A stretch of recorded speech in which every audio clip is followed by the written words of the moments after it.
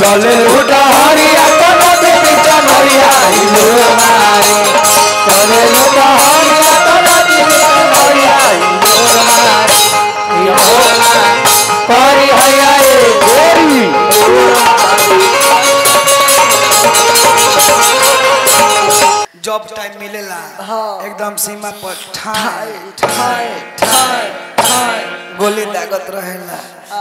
तोर काहे मुंह सुखल बाते अपन बात कहना दूगो सखी 3 साल बाद मिलल बारे सखी अपना सखिया से कहतिया का कहतिया जय हो कहने बानी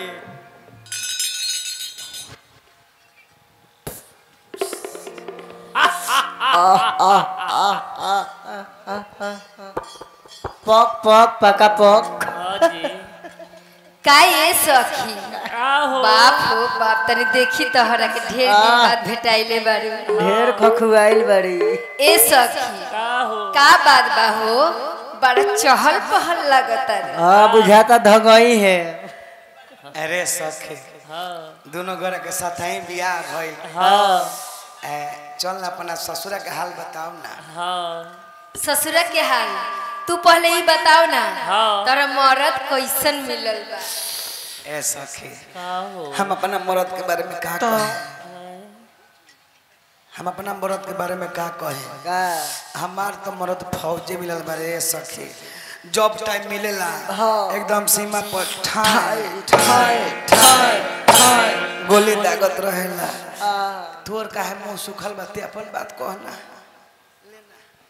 ए सखी का बताई अपन दुख के बात बाकी जाना तारू ढेर दुख में जमा करके रखले बनी और ढेर दिन बाद तू भेटाइले बारू आ सारा दिल के बाद तोहरा के हम बताएम बाकी ठाड़ा ठाड़ा कबले बताएम चलो बैठ के बतियावल जा ए सखी हमार समाचार पूछो तारू हमार शादी नहीं के भइले सखी हमर बर्बादी भइल बे सखी बर्बादी भइल बा सुहागरात के दिन तोर मर्द मर नानु गइल रे ना ए सखी जाना तारू का भइल बा बाकी तोहरे से खाली कहता नहीं केहू से नानू बताइबू ना तोर भतार के क्रिया हाँ बाकी केहू से मत बताइए ए सखी सच बात बताओ तनी बताओ हमर मरद कैसन मिलल बा जाना तारू कैसा आज ले सेज के स्वाद ना बुझनी आज ले सेज के स्वाद ना बुझलू मर्दा में कोनो कमी उमी बकारे ए सखी जाना तारू हम मर्दे मौगे मिल गइल बा और खाली मौग ना ओहू में हजार मौग है जौन चीज हमार लगेला न उहे चीज हमर मर्दों के लागे वो ब्रेड में सॉस लगावेला जौन चीज तोरा लगेला तन ओकरो लगेला तब त ए सखी तोर करमे जोर गइल बा अत्या कले बबुआ बबुआ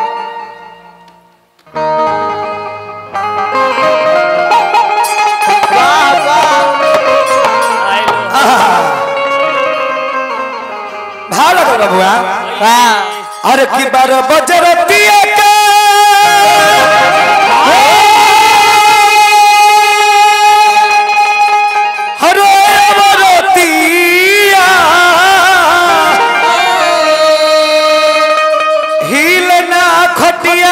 के अरे पटियावा रे अरे की दूध कटू मिलल पियावा ए सखी अरे की जोर लगावे हिले ना खटियावा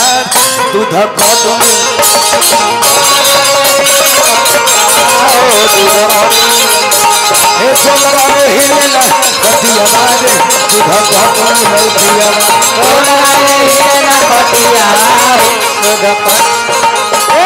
चले लुडहरिया कोनो देवी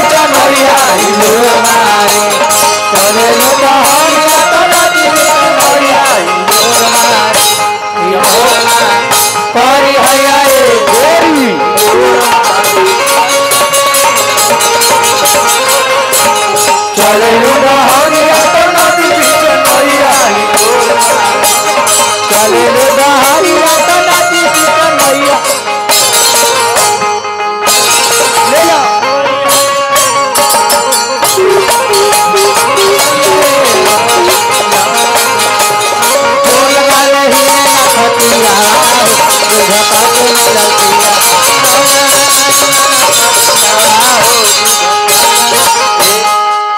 बबुआ अब तनी ममता जी यही में तनी 10 प्रकार के डांस तनी यही में दिखावे के बा। हाँ दिखावा दिखावा ब्यास से कोनो मतलब नहीं कहे हमर भगवान रूपी जानता बिया ये लोग से मतलब बा जानते विचार करी एने तक कहूं के नहीं खे कलाकारी पेश करे के बा। हाँ हाँ आहा हाँ ए बबुआ हाँ और ते कहत के ए सखी पहल का नाच के कर पहल का नाच मगध सम्राट सुदर्शन जादव हाँ उ जब गावेला डफरा हाँ तो उ केंगा नाचेला बबुआ के अरे कि कबहू ना करे उ तो देह के मसाज हो देह के मसाज अरे देह के मसाज देह के मसाज अरे ये रहे पहल का नाच। हाँ दूसर का नाच भोजपुरी जगत के भोजपुरी में अपने को अलग छवि बनौले कि आज 70 साल की उम्र में भी अपन मार्केट में झंडा लहरावले बारे जेकर नाम है कमलबास कुंवर। उ नाचले कैसन ना केगा उ धोतिया के कोरवा धक के हल्का से में ही नाचले उ कैसे नाचले बबुआ अरे कि कबहू ना करे उ तो देह के मसाज हो देह के मसाज उ तो देह के मसाज देह के मसाज उ तो देह के मसाज देह के मसाज उ तो देह अरे मारहे के बात है ने मार हाँ सारा मौका भाग गइलन स त मुकेश भाई त हमने के भाई हमें एकरा के मार के का करबे हव एगो चियर बौका लौका तो करे के मरी है एगोरा गल बेटी के गाहक खोजे एगोरा गल बहन के गाहक खोजे कोनो बात ना सबकर बेचारा के अपन अपन रोजी रोटी हो चलावे तो कोनो बात चलो नहीं। अच्छा तीसरा का नाच के कर सुरेश तिवारी के उ कौन नाच नाचले कौन उ जंघिया फार नाच नाचले जब तक ले हित के जंघिया ना लौकेला उनकर नाच ना खत्म होला देखिए उ ढेर टांग उठावे ले तू लड़की बारू कम उठाबू तो चली ना सुधर बस तो ने के कौन हो रे त बबुआ सुरेश तिवारी के नाच में आवो अरे कि कबहू ना करे उ तो देह के मसाज हो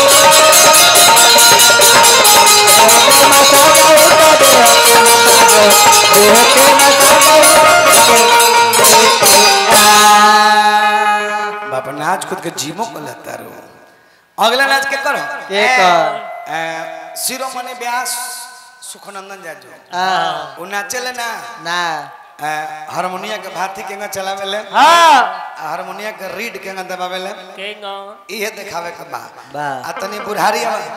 बुढ़ारी अवस्था आ गइल बा हाँ त तनी भर देहिया नई गइल बा वाह त तनी हारमोनिया बजावे के स्टाइल दिखाओ त सुखनंदन से जाके ए बबुआ हाँ अरे कि कबहू ना करे उ तो देह के मसाज हो देह के मसाज हो देह के मसाज हो तो देह चार गो भइल अगले नाच के कर कर उ ले ले ना उजर गांव के कर लगा बा दे अगला नाच भोजपुरी जगत के ऐसन व्यास हाँ जे बिना आवाज के स्टेज स्टार लाग गई हाँ आवाज कौन उतना बढ़िया ना रहे बाकी स्टेज स्टार लाग गई अपना कलाकारी के दम पर जेकर नाम तपेश्वर चौहान रहे हाँ ना बबुआ हाँ तो तपेश्वर काका नाचत ना रहले हाँ विजेंद्र गिरी के कुल्हावत रहले हाँ मान लो कि विजेंद्र गिरी हई है हवे हाँ हई चेयर भौका है विजेंद्र गिरी मुंह तो इतना सुंदर पहले बन जब हनुमान जी लंका जरूरत हुई है ना सबसे आगे ये बेचारा आ गया जननी तो तन तपेश्वर का काम आ जाए अरे कि कबहू ना करे उ तो देह के मसाज हो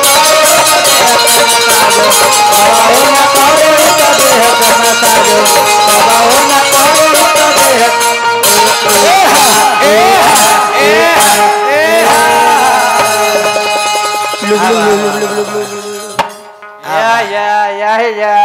तपेश्वर चौहान के नाच भइल इनकरा जोरी के ना होई तो जोरी के बेइज्जती होखे लगी दे दो ने अगले नाच के कर विजेंद्र बाबा के उनकर नाच के क्वालिटी का हो ऊपर हिलेला आ ना नीचे हिलेला खाली बीचवे वाला डोलेला आज जब बाबा तने विजेंद्र बाबा में आ जा और कि कबहू ना करे उ तो पे हक मसा दो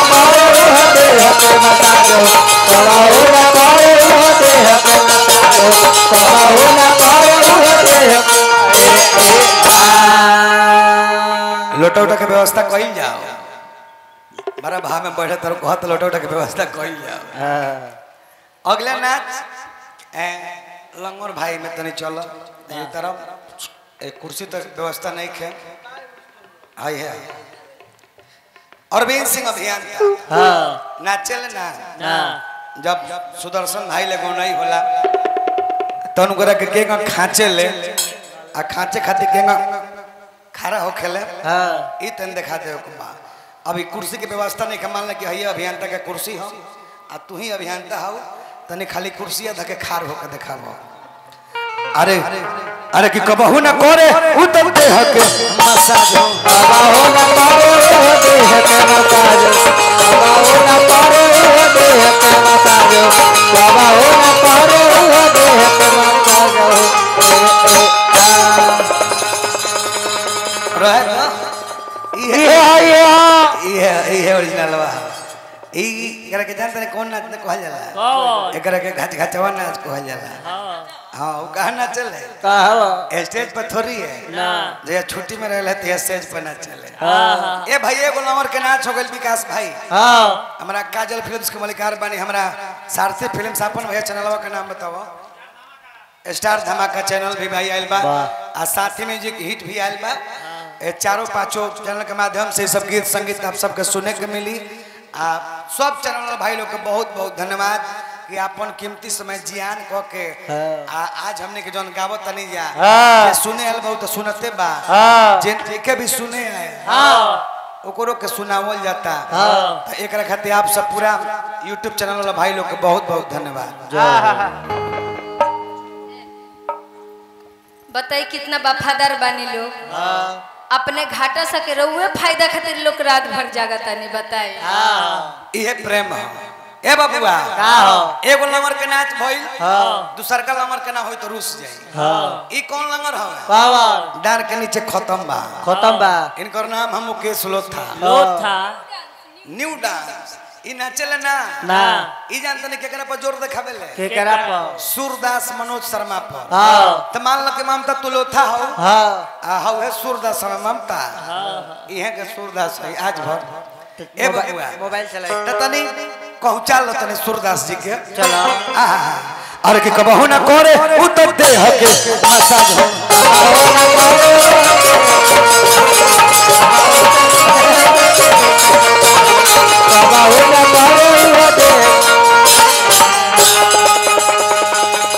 अरे जिया जिया लोथा जिया कबारा मोथा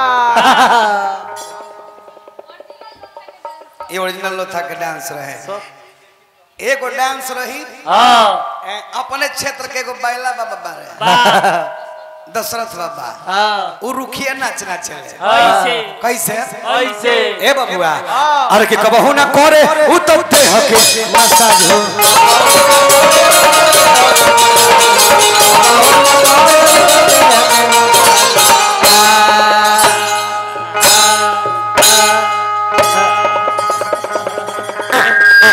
स्टैंड लगा दो स्टैंड मदद देहु ना सुधरबे ए बबुआ तोरा मर्दा में और कोनो कमी बेकार है ए सखी आओ अब अपन मर्द के कितना शिकायत करी बोलो रोवा लोग दांत चियर तने रो मौगे ऐसे नहीं शिकायत करत है पीछे से जाना तारू का कहले बानी